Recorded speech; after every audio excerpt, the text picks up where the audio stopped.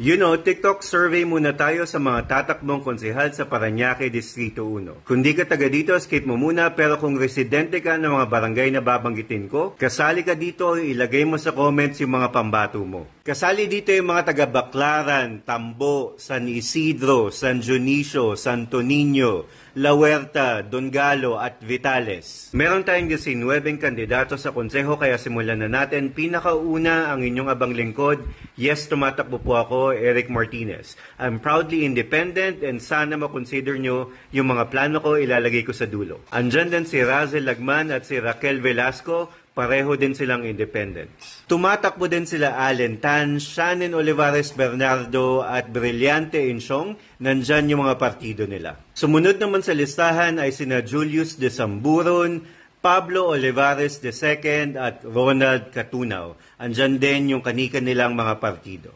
Nasa listahan din sila Daniel Eric Baez, Joey De Los Santos at Maria Guadalupe Goles. Kasama dyan yung kanika nilang partido din. Next naman ay sina Roberto Vasquez, Maria Isabel Viduya at Karina Gabriel. Nandyan yung kanilang mga partido at yung isa independent din. And last but not the least, nandyan sina Milencio Santos, Charles Yodge Marquez, Ariel Fernandez at Christopher Henson.